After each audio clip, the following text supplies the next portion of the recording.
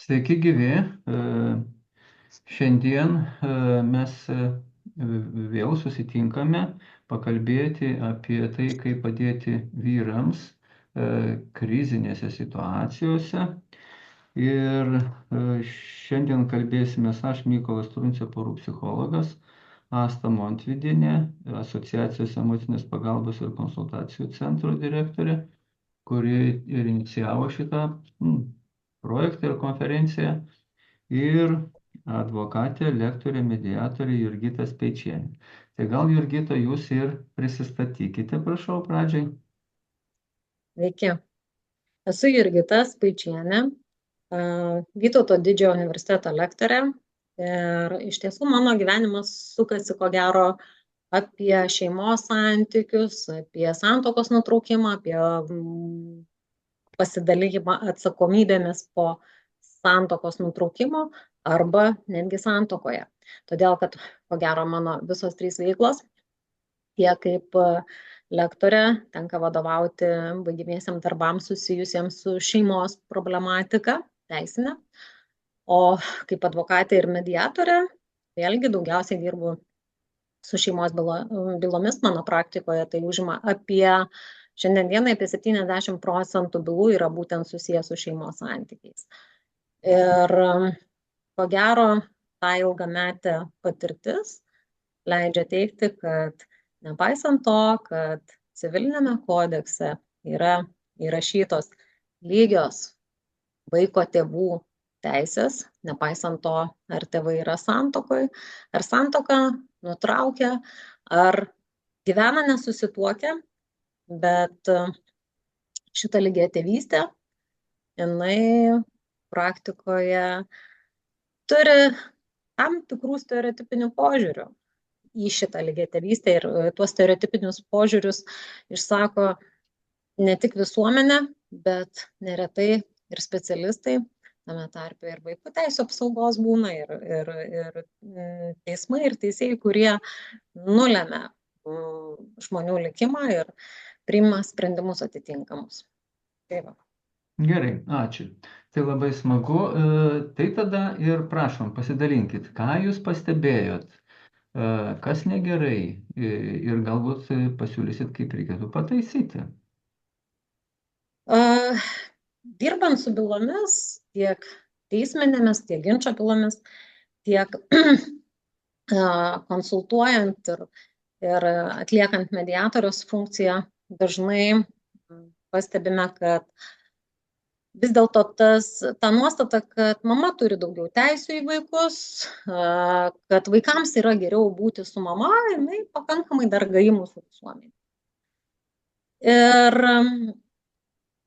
ypač skaudus atvejai būna tie, kuomet nepaisant tėvų valios, net ir tais atvejais, aš nekalbu apie tuos krizinius, ribinius atvejus, kada tikrai tėvai kenčia nuo priklausomybių ir panašiai, bet tiesiog, kada tėvai abu atsiduria kriziniai situacijoje, yra, galima sakyti, normali šeima, gebanti pasirūpinti vaikais.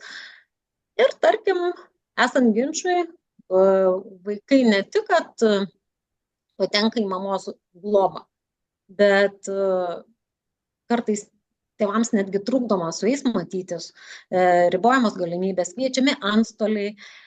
Ir dar blogiau, kada mamos paima išvažiuoja į užsienį, kartais bylos veiksmingos, kartais nelabai būna dėl išsivežimo vaikų, labai įvairūs atvejai, arba išvažiuoja kažkur į tolimesnį miestą, apsunkindamos bendravimą, vėliau dar į užsienį. Man tenka matyti, kaip dėl to kenčia tėvai. Ir pasekmės būna labai įvairios. Vieni nori kovoti, kiti pasiduoda. Ir tie, kurie pasiduoda, jie išeitis vėl algoritmai yra keli. Vienas variantas randa naują šeimą, sukuria naujus santykius ir kaip patys teigia, nori pamiršti, nes ar taip jiems yra neleidžiama bendrauti, ribojamas bendravimas. O yra tekę turėti per 20 metų praktikos keletą labai liūdnų atvejų, pradedant savižudybę, baigiant alkoholiu. Tai yra, kada tėtis, kuriam tiesiog gal net iš kurio per jėgą buvo atimta galimybė bendrauti su vaikais, dalyvauti jų gyvenime, auklėjime, problemą sprendžia vartodamas alkoholį. Ir šiandien dienai netgi kelios tokios bylos ir yra.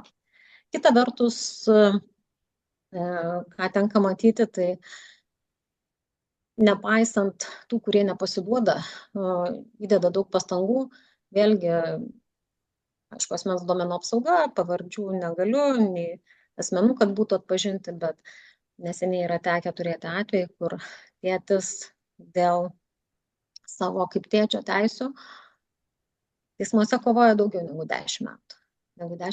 Ir teismai sako, vat, žinot, mums atrodo, kad jūs per mažai įdedat pastangų, bet paprašius mokyklos pateikti duomenį, tiksliau, kad leistų tėčiui prisijungti prie elektroninio dienyno, sudarytų sąlygas, galbūt tarpininkautų psichologai ar socialiniai pedagogai, atkuriant tą ryšį bendravimą, nes tėvai išsiskyrė jau seniai.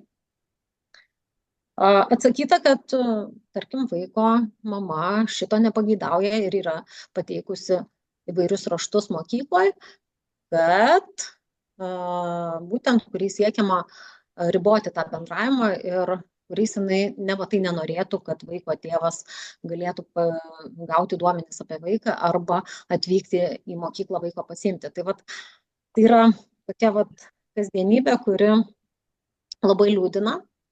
Ir, sakau, kaip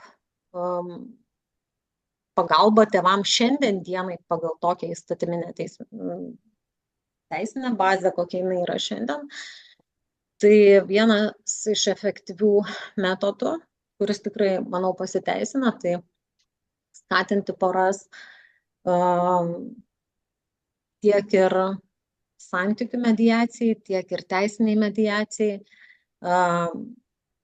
Šios procedūros metu būtent matome, kad kartais šalis išsako savo tokius poreikius, kartais išgirsta vieną kitą. Ir kartais sužino nemažai netgi apie savo vaikus, netgi jeigu tie ryšiai yra nutrūkę. Tai aš čia labai trumpai, taip, jeigu galėčiau pasakyti apie šitą problemą. O kalbant plačiau, aš visgi manau, kad lygiatėvystė, tai reiškia galimybę ir tėčiui ir mamai vienodai dalintis atsakomybę už savo vaikus, tai nėra tik tai laiko ar grafiko bendravimo nustatymas, bet ir pasirūpinimas jų auklėjimo, ugdymo, vertybinės sistemos formavimu. Tai ir yra tikroji lygiatėvystė. Ir jinai, kaip minėjau, nebūtinai tai reiškia 50-50 bendravimas. 50-50 tas modelis vadinamas, jisai vienintelis, ko gero, teisinė prasme, kuris yra įmanomas šiandien pas mus Lietuvoje. Bet pasaulyje jų yra daugiau. Ir būtent, vėlgi, kalbant apie tuos teisinius pasiūlymus, ko gero, aš matyčiau prasmės sekti kitų valstybių praktiką ir įteisinti tokius dalykus kaip kintamos vaiko gyvenamosios vietos modelį, nes dabar šiandien dienai pas mus vaikas gali gyventi tik tai su vienu iš tėvų, nustatyta gyvenamoji vieta tik tai su vienu iš tėvų. Bandymai bendravimo tvarką sulygint, tai šito momento nepakeičia ir norint pakeisti gyvenamą vietą, reikia vėl kreiptis į teismą. Jeigu būtų tokia galimybė, tai vaikai galėtų, pavyzdžiui, pusę metų gyventi su vienu, pusę metų su kitu, o su kitu bendraujant. Arba mėno, metai, pusmetis, kaip jau pora nuspręstų. Tai yra pora, tai tėvai, kurie lieka santykyje kaip tėvai, net ir nutrūkus santykiams. Kitas dalykas yra galimybė numatyti teisės aktuose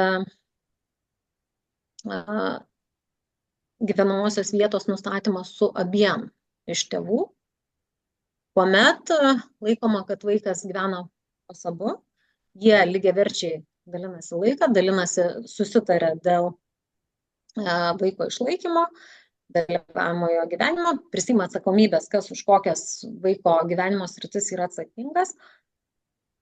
Ir nepaisant skeptikų, tai gali atrodyti gana neblogai, o labiausiai tai naudingiausias šitas momentas yra vaikui.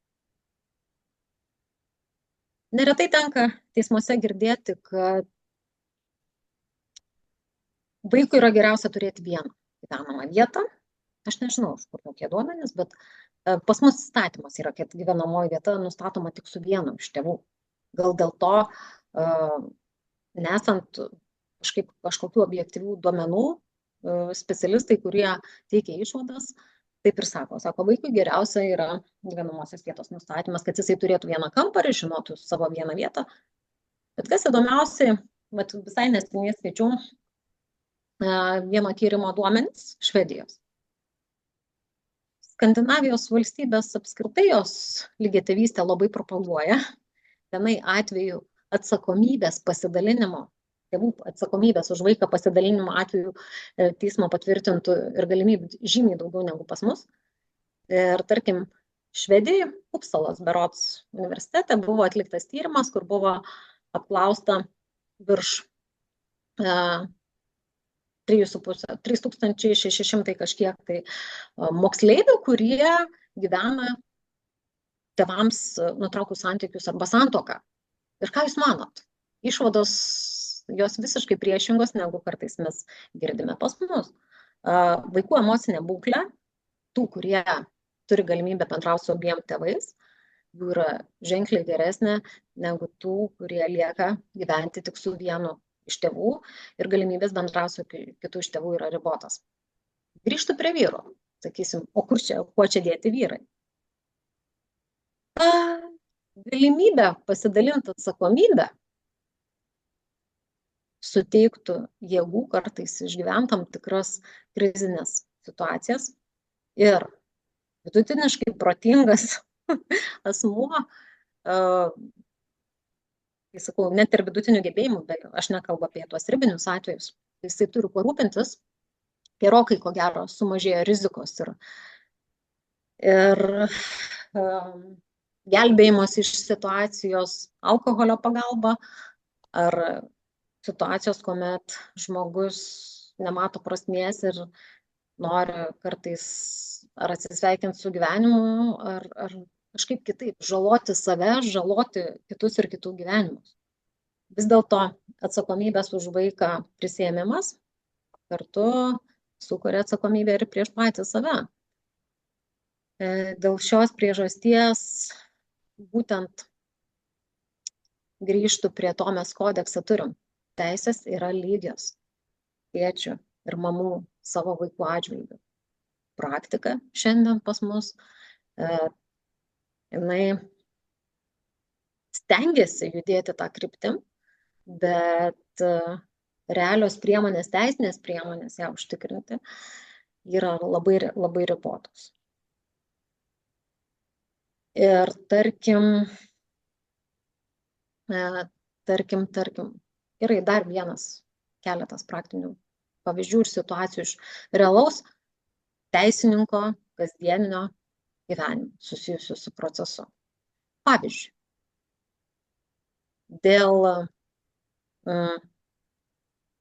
vienas iš tėvų, esant kriziniai situacijai šeimoje, prieš pradėdamas bylą kreipiasi dėl laikinų apsaugos priemonių. Tarkim, mama.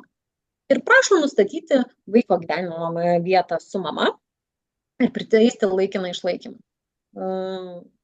vaikui iš tėčių. Aš kalbu tėtis, mama, nes tai lytis yra svarbu. Teismas turi pasirinkimo teisę, kaip greitai tai padaryti. Minimum 3 dienos. Kai prašo mama, labai dažnai, daug dažniau negu kai prašo tėtis, tos laikinosios apsaugos priemonės, tai yra kol vyksta byla, jos taikomos iš karto, ten per 3, per 5, iki savaitės jau yra procesinis sprendimas, nes priemonės pritaikėt. Vaiko gyvenamoji vieta su mama, išlaikymas iš tėčio ir spręskit, ką jūs ten ginčiatės. Tai prašo tėtis, situacija, kiek aš turėjau atveju, jinai kardinaliai kitokia. Aš nesakau, kad visi 100%, bet prašant tėčiui nustatyti vaiko gyvenamąją vietą su juo, netgi turint byloje objektyvių duomenų, kad tas vaikas tėčiui buvo perduotas policijos iš mamos tėčiui, nes mama rado ne vieną kartą pavartojus alkoholio, arba dar kokių nors priemonių, tarkim, yra teismas, skubos tvarka, teikia vaikų teisų apsaugos tarnybai prašymą, kad pateiktų išvadas, kad ką apie tai mano mama, atsiliepimą parašytų. Ir tai, kas gali vykti per 3 dienas nutartis, praktikoje jinai atsiranda po mėnesio. Ir dar paskiria žodinį nagrinėjimą, pasistato abi šalis, dar surengia vaiko apklausą, kad ir netiesioginę, bet teismui tai atrodo keista, kaip čia va dabar vaikas gali būti su tėčiu. Lygiai tas pats ir santuokos nutraukimo bylose. Jeigu santuokos nutraukimo byloje netgi ir sudarius abipusį susitarimą, susitariama, pavyzdžiui, mergaitė lieka su tėčiu, o priežastis tai būna įvairios, ne todėl, kad tėtis labiau patiktų, o kartais būna paauglystė, tėtis lieka gyventi įprastam name, įprasta mokykla, vaiko kambarys, jam viskas įprasta. Ir teismai paprastai jau šiandien, pagal šiandieninį procesą, daugeliu atveju raštu priima sprendimą, nekviečia šalių, jeigu abipusis sutarimas, nekvestionuoja ir priima sprendimą taip, kaip šalis susitarė. Vienoje iš bylų gauname kvietimą tiesioginiam susitikimui. Tai yra rengiamas žodinis nagrinėjimas ir pasiteiravus, dėl kokių priežasčių teismas nusprendė paskirti žodinį išimties tvarka praktiškai šiandien. Žodinį nagrinėjimą, atsakymas buvo toks, buvo labai keista, kad vaiko gyvenamoji vieta nustatoma, šalis susitarė dėl vaiko vietos nustatymo su tėčiu. Ką tai reiškia? Tai reiškia pas mus dar stereotipai labai labai gajūs. Gerai, ačiū. Tai jūs čia dabar pateikėt tokią užsienio patirtį, paminėjot Švedijos. Ar jūs matytumėt, ką dar reikėtų keisti mūsų sąmonėje visų žmonių ir įstatymuose, kad tos lygios teisės atsirastų ir nebūtų vyrai šituo atveju tarsi blogiečiai palikti ir skriaudžiami? Tai aš kaip minėjau, tarp kitko, šitie pavyzdžiai įstatymuose įtvirtinti kitose valstybėse, pas mus teismų praktikoje jau irgi yra pirmųjų bandymų, pirmų kregždžių, pirmos instancijos teismuose, tada, kada susitarė. Pavyzdžiui, ne tik 50% bendravimo tvarką nustatyti, bet ir, tarkim, nepriteisiant išlaikymo vienas iš kitų, bet nustatant, kaip atsakomybė paskirstoma tarp tėvų. Bet turbūt savo praktikoje, apskritai per 20 metų 2 bylas esu turėjus, tik tai tokias, kad išdrįso taip teismas padaryti, nes kodekse to neparašyti. Kodekse turi būti išlaikymas.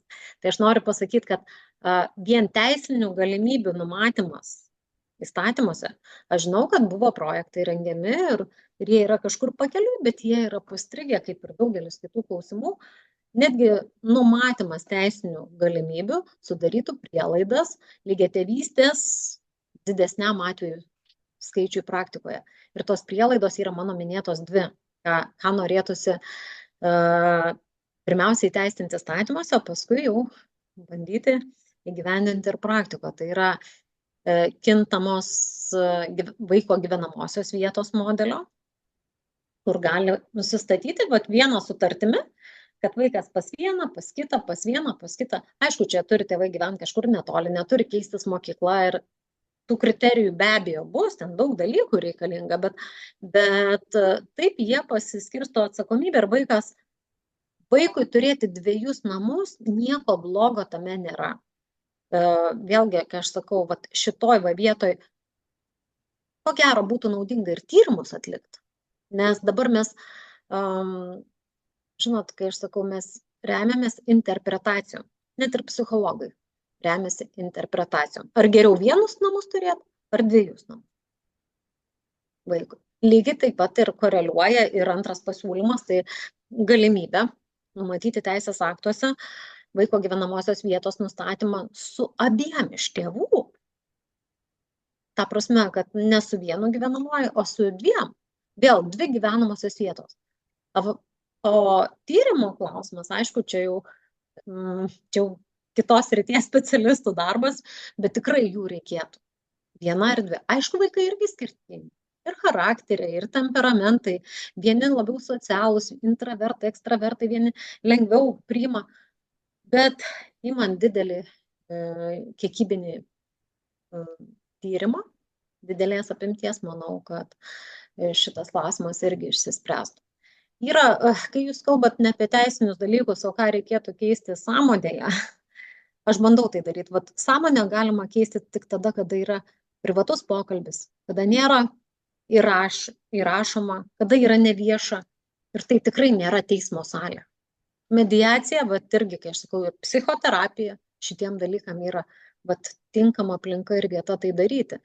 Nes būtent kada žmonės jaučiasi saugus dėl aplinkos, kurioje yra, saugus dėl to, kad nedaromas joks įrašas, jie gali atsiskleisti ir kalbėti taip, kaip yra iš tiesų ir iš tikrųjų.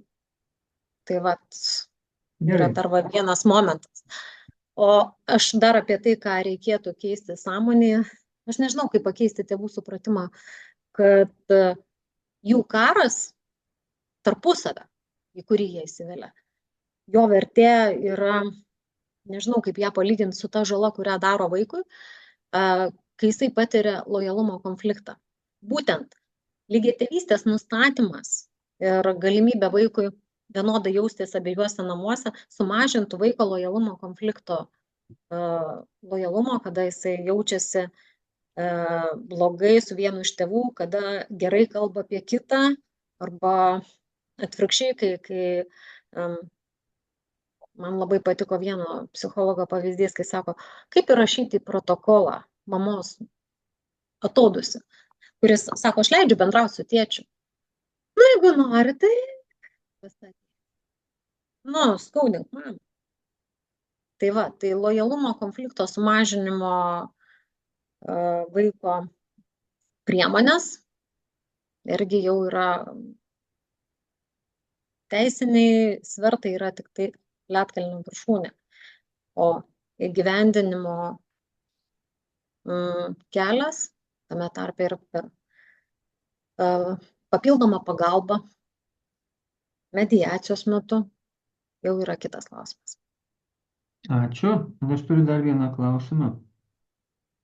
Jūs pastebėjot gal iš savo praktikos ar kolegų praktikos, ar gal galit pasakyti net procentaliai maždaug, kiek pavyksta susitarti dėl vaiko priežiūros mediacijos proceso metu ir nereikia ten kreiptis į bylinėjimosi teismą?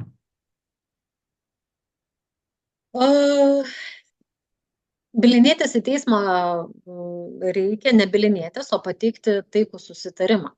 Todėl, kad šalis, kada susitarė mediacijos metu ir pasiekiama, įforminama tam tikra sutartis, jinai teikiama teismui, bet šalim į teismą eiti nereikia. Tik tais atvejais, kai kažkuri nevykdo, tik tada gali kreiptis dėl vykdomojo rašto. Tai teismą pasiekia, bet be realios gyvos bylos. Tai yra, viskas yra rašytinė tvarka. Aš galiu pasakyti statistiką dėl gyvenamosios vietos, tiksliau dėl bendravimo su vaiku tvarkos bylose.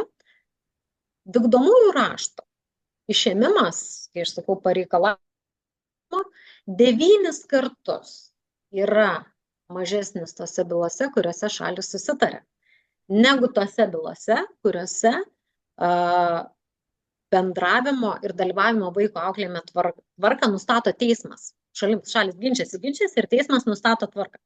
Ta tvarka, ko gero, pilnai niekada neatspindi nei vienos, nei kitos šalies interesų poreikių. Tai dažniausiai būna tam tikras algoritmas, kuris netinka abiem. Ir šalis, kaip pykstasi iki galo, tai bylos baigėsi vykdomaisiais raštais. Sako, kita pusė nevykdo tvarkos. Apskritai vykdomojo rašto išėmimas tokio byloje, tai yra tragedija vaikui. Įsivaizduokit, ką reiškia, kai tėtis atvažiuoja pareikalauti vaiko su antstoliais. Kaip jaučiasi vaikas? Tai 9 kartai. Statistika tokia. O kiek mediacijų bylų staigia, tai statistika, tarkim, teisminių mediacijų, tada, kai byla pasiekia teismą, bet jinai sustabdoma, atiduodama teismo mediatoriui, tai apie 50% iš tų, kurie nueina į mediacijas, jie susitaria. Dar nemaža dalis grįžusi net į bylą pasiekia ar dalinius, ar taiką vėliau. Tai yra, mediacija yra galimybė išsikalbėti, išgirsti kitos šalies ir poreikius ir panašiai. O mūsų, mano asmeniniai praktikoje, kolegų praktikoje, tie, kurie bent jau atvyksta, pasiryžta tartis, tai yra pasiryžta bent pabandyti, tai 50-70%. Kažkur yra susitarimų iš tų, kurie neturi išankstinės nuostatos, kad nieko čia nebus. Nes yra ir tokia kategorija žmonių, kur nieko čia nebus, sako, žinau, kita pusė užsispyrus ir nieko nebus. Tai va, maždaug taip. Ačiū. Ar Asta turi kokį klausimą? Gal vienas būtų toks įdomu, kaip vyksta mediacijos, jeigu tai yra smurto atvejais. Ačiū, Asta, už klausimą, tikrai labai aktualus. Iš tiesų, mediatoriai yra apmokami vykdyti mediaciją esant smurto elementui. Ir šiuo atveju mediacijos yra šiek tiek kitokios. Pirmas momentas tai yra apskritai, ar tai yra medijuotinas atvejis nustatymas, nes tarkim, tais atvejais, kai yra, matot, smurtas smurtui nelygu. Tai vienas dalykas jau yra recidyvo atvejai ir itin didelis konfliktiškumas, pavojus vienos šalies kitai, tada tais atvejais netgi kai kuriais negalima net vykdyti mediacijos. Tačiau ypatumai yra tokie, kad dažniausiai pradedama bandyti kalbėti su šalim atskiruosiuose pokalbiuose. Tai yra vengiant šalių kontakto ir, kai aš sakau, pamatuojant temperatūrą, indikuojant, ar yra apskritai galimas tas pokalbis vėlesnis toliau kartu. Dar vienas momentas, kurį labai svarbu mediatoriui išsiaiškinti, tai yra ir pačio smurto pobūdis. Smurtas gali būti sisteminis, tada jau yra sunkiau atvejai medijuotini ir jau su jais elgiamasi kitaip. Ir gali būti vienkartinis.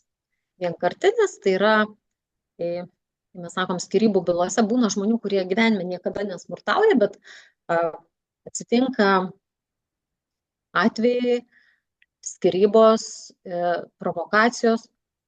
Žinot, neslėpsiu, kartais ir advokatų konsultacijos. Kai kurie kolegos būna net patarė paprovokuoti smurtą, kad nereikėtų eiti mediaciją. Nes mūsų įstatymas numato, kad jeigu yra orderis dabar dėl smurto artimoje aplinkoje, tai galima nesikreipti mediaciją ir galima kreiptis iš karto į teismą dėl santuokos nutraukimo ir panašiai. Ir kai kas tai naudoja kaip strateginės taktikas. Ir šitas klausimas labai geras dėl to, kad tai dažniausiai naudojama prieš vyrus. Dažniausiai. Aš nežinau statistikos, bet praktika smurtauja, moteris smurtauja, bet vyrai jiems yra gėda, jiems yra nepatogu. Tačiau panaudojimas kaip strateginės taktikos, sakyčiau, nesumeluosiu, iš praktikos kokį 90% tai naudojasi moteris prieš vyrus. Ir provokacijos būna įvairios. Ir kartais net pasibaigus ir ikiteisminiam tyrimui arba jo net nepradėjus, nesant pagrindų, pasekmės gali būti labai skaudžios. Tai va, tai Ačiū. Ar atsakiau į klausimą? Taip, supratau, kad atsakėte. Dabar aš turiu dar vieną klausimą, o gal ir prašymą. Ar jūs, Jurgita, galėtumėte inicijuoti pažangios patirties vaikų, tėvų skyrybų ir dalybų su vaiku surinkimo, ar iš Skandinavijos, ar iš kokių Europos šalių, visą tą informaciją sutvarkyti, perdirbti ir pateikti kaip rekomendacijas teismams vadovautis tokiomis rekomendacijomis ir dar paskui apmokinti visus teisėjus. Ar galėtumėte? Toksai, kaip čia pasiūlymas, truputį ne taip praktikoje vyksta. Nežinau, esmė tame, kad tai darosi palaipsniui, tie dalykai atliekami, sakot, apmokinti teismus. Pakankamai daug mokymų vyksta ir dalinamasi šitą patirtim. Tikrai yra tekę dalyvauti ir teisėjams skirtuose mokymuose ir pačiai, ir yra tekę vesti mokymus. Paprastai iš mokymo medžiagoj integruoju kai kurias žinias, patirtis ir kitus dalykus. Tai va, kita vertus, mūsų teismai nemažai naudoja lyginamosios medžiagos ir tarkim, tai va, ką mes kalbam, yra vaikų pagrobimo bylos civilinės, tos vadinamos Hagos konvencija ir panašiai. Tai šiose bylose, sprendžiant dėl kuriai valstybei yra grąžintinas vaikas arba paliktinas, tai valstybei priklauso. Tai mūsų teismai pakankamai tą lyginamąją praktiką jie analizuoja. Nėra taip, kad jie nežinotų. Tiesiog čia ko gero ne teismų yra problema, o tėčio ir mamos to pradinio supratimo, rolių pasiskirstimo ir mūsų dar, kai sakau, augančio supratimo apie tą lygiatėvystę. Sakyčiau taip. O iš teismų reikia pažymėti, kad aš minėjau, yra pirmosios kregždės ir dėl, tarkim, kuomet padalina atsakomybę už vaiko išlaidas, už atsakomybę už tėvų dalyvavimą būreliuose, kas irgi nauja yra pas mus ir nepriteisiant vienam ar kitam.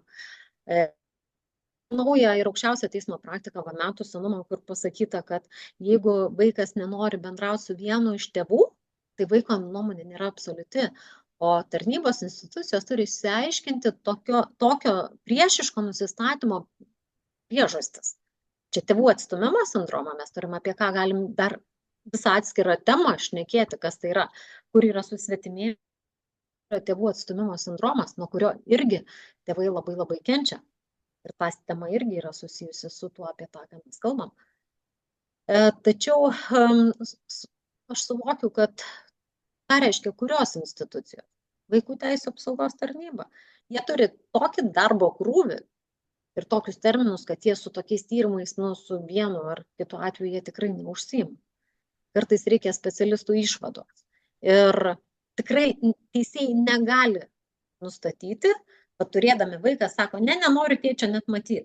Ar tai yra ta priežastis, kad tėtis kažką blogo vaikui padarė, iš tiesų gyvenime ir jisai turi tos skaudžios patirties ir dėl to nenori matyti tėčio, ar dėl to, kad vaikas buvo atskirtas nuo tėčio ir mama jam sakė, kad tavo tėtis yra negeras ir kad jeigu tu bendrausi su tėčiu, tu skaudinsi mamytę, kas yra tėvų atstumimas.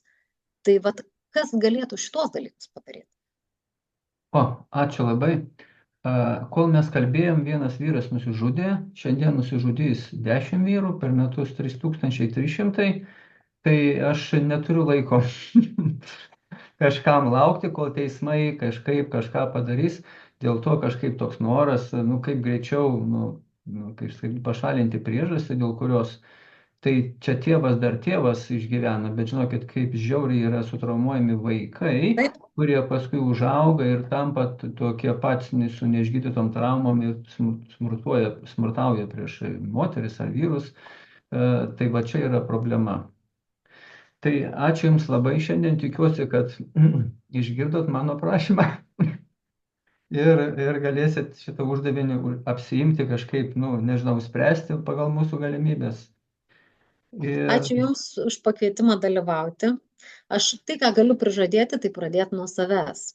Pradėti kiekvienoj savo byloj, kiekvienu atveju kalbėti su tėvais, didinti jų sąmoningumą, o vesdama mokymus, pati studentam, kitiems specialistam, į juos integruoti tas žinias, tą statistiką, kitų valstybių patirtį, kuri padėtų greičiau paskatintų įstatymų leidėją jūs priimti daugiau priemonių, kurie skatintų realią lygiatėvystę, o ne tik deklaruotą mūsų civilinio kodekso 3 knygos 156 straipsnį.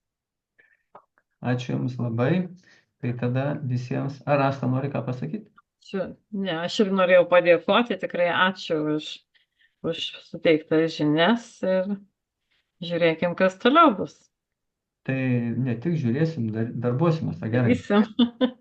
Gerai. Ačiū. Iki susimatymų. Viso geriausio. Vis.